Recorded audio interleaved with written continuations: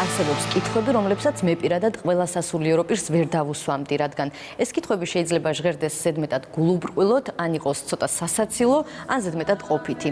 მაგრამ რადგან ეს კითხვები მაინც არსებობს, დღეს სითამამე მოვიკრიბეთ და ერთ ღვთისმსახურს ვესტუმრეთ. მალხაზ სონღულაშვილი, თბილელი მიტროპოლიტი, ევანგელურ ბაპტისტური ეკლესია. პროფესია თეოლოგი. ასაკი 56 წლის. მეუღლე ალა ქავთარაძე. შვილი ალექსანდრე ქავთარაძე.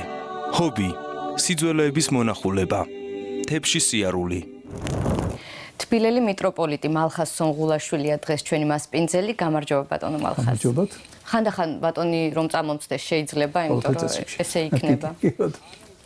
თქვენ მოგვიტანეთ საინტერესო ნივთები, მათ შორის, რა თქმა უნდა, რელიგიური დანიშნულების, რომლით გნებავთ, რომ დავიწყოთ? ალბათ დავიწყებთ ამ ბარძიმით. ამ ბარძიმს ამ კვირაში უსრულდება 100 წელი და ეს აღნიშნავს ჩვენი ეკლესიის, იმ ეკლესიის არსებობას, სადაც მე ღვთისმსახური ვარ ახლა თბილისის ეკლესიას და გამოიერა ეს ეპოქა დევნილობის, საბჭოთა ოკუპაციის 30-იანი წლების ღვთისმსახურების დაპატიმრების, გადასახლების და მე მოაღწია ჩვენამდე ძალიან მიხარია რომ ეს ნივთი ახლა ჩვენ ოჯახში არის.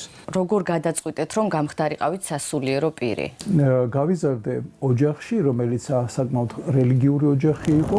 ბევრი იყო მასწავლებელი, ბევრი იყო სასულიერო პირი და ეს რაღაცნაირად ტრადიციის გაგრძელება იყო ჩვენი ოჯახისა, რომ მე ვიკისრე პასუხისმგებლობა სასულიერო პირი გამხდარიყავი. ოც გადაცილებული ვიყავი, როცა კათოლიკოს პატრიარქმა თხოვა რომ ყოფილიყავი ბიბლიის თარგმნობით კომისიის წევრი. ილია მეორე. ამან კიდევ უფრო მეტად დამაახლოვა რელიგიურ სამყაროსთან, არ მარტო საკუთარ რელიგიურ სამყაროსთან, არამედ ზოგადად რელიგიურ სამყაროსთან საქართველოში. მართლმადიდებელ ეკლესიასთან დაიწყო თავიდან თქვენი ურთიერთობა. ხომ არ გამოდის ისე რომ დაგკარგათ მართლმადიდებელმა ეკლესიამ? მე უკვე ბაპტისტური ეკლესიის წიაღში მოღვაწეობდი. მე რა მგონია რომ აქ არსებობდეს საზღვარი ერთი მე-20 საუკუნის ცნობილი მართლმადიდებელი თეოლოგი ამბობდა რომ ის კედლები რომლებიც ჩვენ ავაშენეთ სხვადასხვა მიმდინარეობის ქრისტიანობა ესეცას არ ცვლება საბედნიეროდ. დღეს გაქვთ ურთიერთობა კათოლიკოს პატრიარქთან? ბოლოს შევხვდი კათოლიკოს პატრიარქს ინგლისში, ბოლო დღეს მათი ვიზიტისა, როდესაც რომ ვილიამსმა გამართა საპატივცემულო ვახშამი, სწორედ ამ ბოლოს მაშინ ნახე კათოლიკოს პატრიარქი. მას შემდეგ იყო 17 მაისი და ამის შემდეგ მე აღარ მინახავს კათოლიკოს პატრიარქს. თქვენი ხედვა LGBT თემთან მიმართებაში ძალიან განსხვავდება სხვა სასულიერო პირების ხედვისგან. მე ასე ვხედავ რომ ღმერთს თანასწორად აყავს ყველა შექმნილი, არავინ არავის მეტი არ არის. ეს ადამიანები საჭიროებენ სიყვარულს, სითბოს, ისე როგორც ნებისმიერი სხვა ვინმე. აქ არის ბებიაჩემი მელანია, პაპაჩემის სიმონი, ჩემს სასულიერო და რელიგიურ აღზრდაში მე ვფიქრობ გადამწყვეტი როლი შეასრულა ბებიაჩემმა, რომელიც იყო ძალიან ბრძენი ქალი, ძალიან ენერგიული ქალი. ცელქი იყავით? ალბათ არ ვიყავი ცელკი. ძალიან ვაპროტესტებდი საბავშვო ბაღში წასვლას, მაგრამ მე რაღაცნაირად ეს იყო ჩემი პრივატულობის დარღვევა იყო, რომ ვიღაცა ღებულობდა გადაწყვეტილებას, როდის უნდა მეჭამა, როდის უნდა დამეძინა, როდის უნდა მეთამაშა და ასევე შეიძლება მაინც და მაინც არც ის მასწავლებლები არ მომწოდა, რომლებიც იქ ასწავლიდნენ. პირველად წყელაკულა მოვისმინე საბავშვო ბაღში.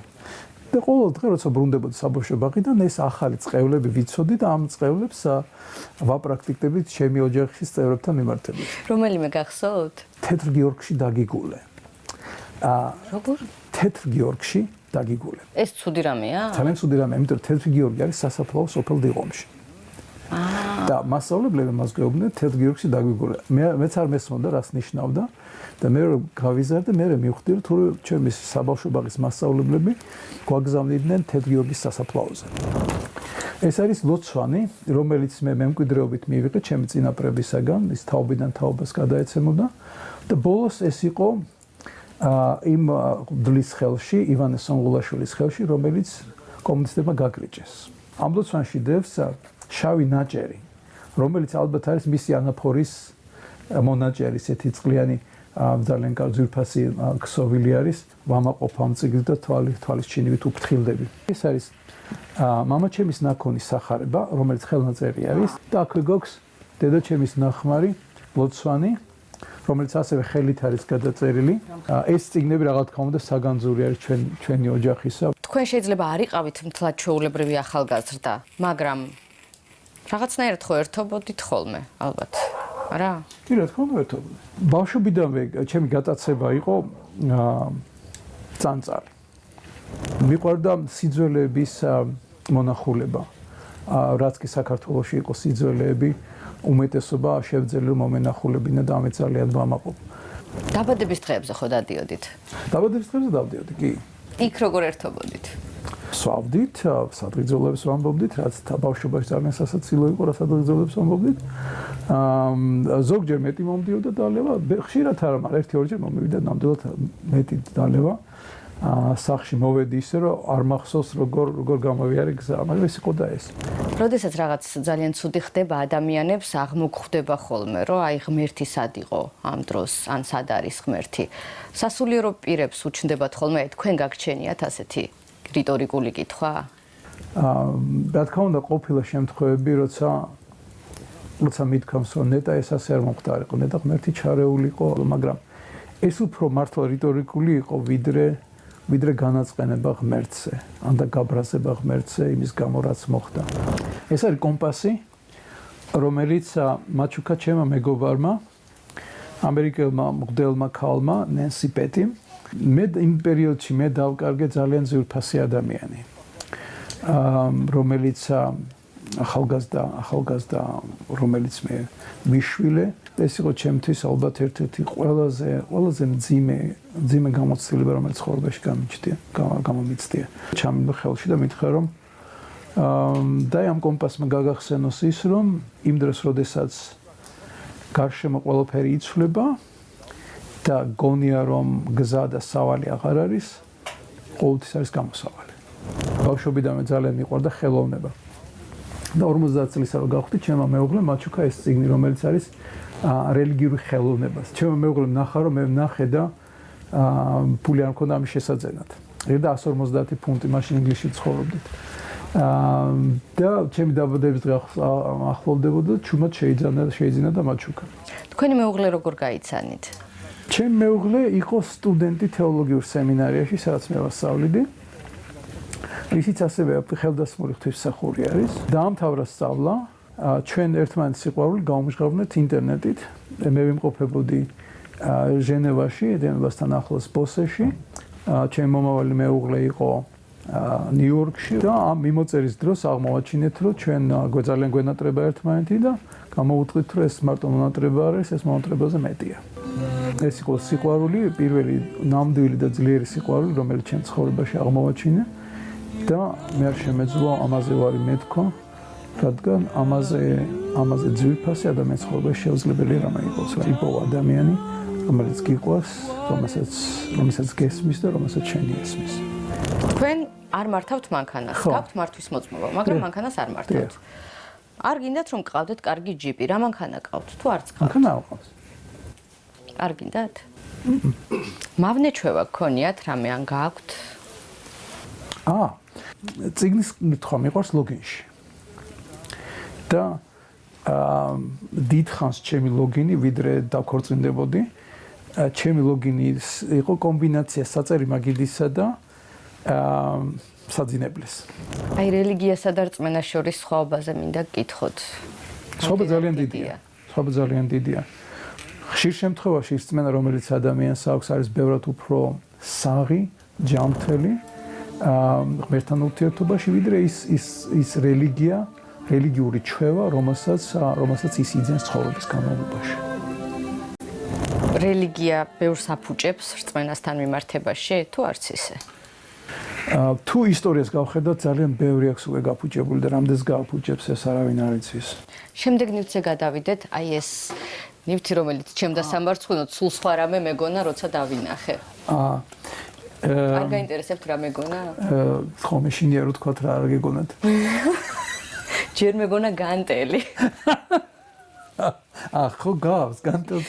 გავს კი. ხო. მე როდინისის მეგონა. არც ერთი არც მეორე ვიცი. არა, ხო. სამგზავრო ბარძიმ ფეშხუმი.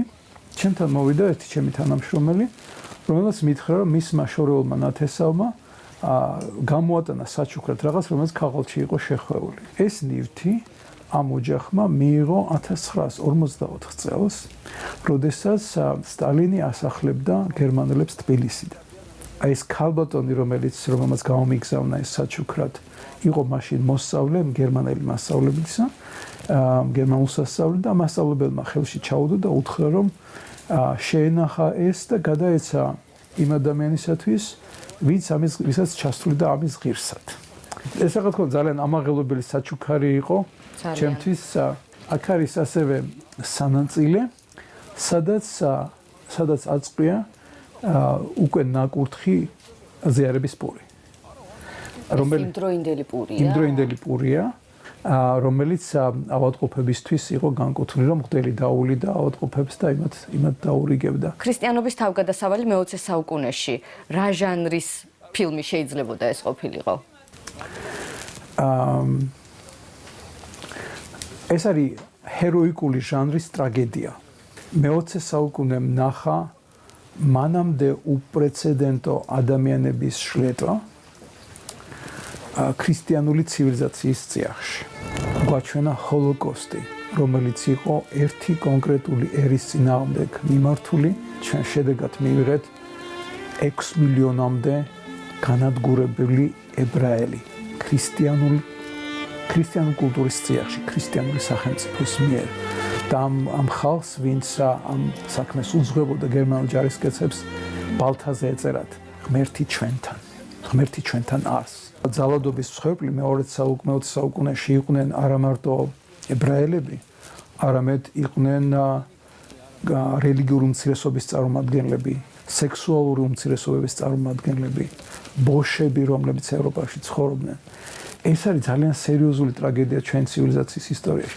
იესო ქრისტეს გაასამართლეს არა იმის გამო, რომ რამე ცუდი გააკეთა, არამედ იმის გამო, ვინ იყო. და ადამიანის დევნა იმის გამო, ვინც არის, ვინც არ უნდა იყოს. სრულებით მეუღებელია რელიგიური ეთიკის პერსპექტივიდან და ზოგადად ადამიანობის პერსპექტივიდან. ამას რელიგიურობა არც კი ჭირდება. ორი კითხვა დამრჩა თქვენთან, რომელთა დასმაც ძალიან მერიდება. არანაირ სირთულე. სასულიერო პირები როგორ ხიბლავენ ერთმანეთს, ვინც გეგმავს დაოჯახებას თუ მოეწონება ერთმანეთი, რა ვიცი, ვერც ფორმულირებას ვერ ვაკეთებ. სასულიერო პირი ზუსტად ისეთივე ადამიანია, როგორც ნებისმიერი სხვა. მესმის, რომ ინსტიტუცია რაღაცნაირი საბურველით ფარავს მათ ადამიანურობას, მაგრამ თავარი ნიშანი ქრისტიანობის იმაში მდგომარეობს, რომ ადამიანობა სათაკილო არ არის. ადამიანობის არც ერთი გამოვლინება სამარცხვინო არ არის. ხო და ეს მაინც არ იყო ჩემ კითხვაზე პასუხი. როგორ ხიბლავენ ერთმანეთს? ისევე როგორც სხვა შემთხვევაში. აი, ყვავილებს ჩუქნიან, თქვათ. ყვავილებს ალბათ ჩუქნიან, კი ბატონო. მე რა თქმა უნდა, ყვავილების ჩუქნა მაშინ არ შემეძლო, იმიტომ რომ ჩვენ გვაშორებდა ოკეანე. ხო. მაგრამ როდესაც შევხვდით ყვავილებიც მიჩუქნია, ის რასაც მე ვაკეთებდი, უგზავნდი ბარათებს. ამ ბარათებში წერდი ჩემს სასიყვარულო მესიჯებს და უგზავნიდი ოკეანის მიღმა. მღვდლები სახლში რამეს აკეთებენ, აი შეშავინ დაჩეხა. შეშა მე არ დამიჩეხია, ჩემო ვაჟმა დაჩეხა, ალექსანდრე ქავთარაძემ, მაგრამ სხვა მხრივ ბუხარი მიავანთე. ნაცარი მე გადაყარე. დაჩეხვა იქნება, ეს დაალაგება იქნება, ბავშვის მოვლა იქნება თუ რამ, სასულიერო პირს მისი სტატუსი არათავისუფლებს ამ მოვალეობისაგან, ვინც არ უნდა იყოს. და ბოლო ნივთი, ესეთი მწვანე, საინტერესო. ეს მოსასხამი მაჩუქეს ირანში. მსგავს მოსასხამს ატარებენ მხოლოდ ბიოლოგიური შთამომავლები წინასწარმეტყველ მუჰამედისა. ვიმოგზაური ერაყში და მონაწილეობა მივიღე არბაინში. ეს არის მოგზაურობა დაახლოებით 90 კილომეტრიანი ფეხით სიარული, როდესაც მუსლიმები ერთად აღნიშნავენ მათი რელიგიის ერთ-ერთი თვალსაჩინო წარმომადგენლის იმამ ჰუსეინის კვლევობის ამბავს. და როდესაც ამ წინასწარმეტყველი შთამომავლებმა გაიგეს ამის ამბავი, გადაწყვიტეს, რომ ეს მაჩუქონ როცა ეს მომახვიეს ეს მოსასხამი მითხეს რომ შენ შეგიძლია თავი ჩათვალო ქრისტიანად რომელიც წინასწარმეტყველის ოჯახის წარმომადგენელია და იმის თემის ნაწილია და მიხარია რომ ეს ჩვენი მცდელობა შეიძლება დანახული იყოს როგორც ქრისტიანთა და მუსლიმთა დამეგობრობის შესაძლებლობა. ძალიან დიდი მადლობა. დიდი მადლობა თქვენ. თქვენ ძალიან საინტერესო დიდი მადლობა. დიალოგი გამოგვივიდა. ძალიან თავაზიანი. დიდი მადლობა.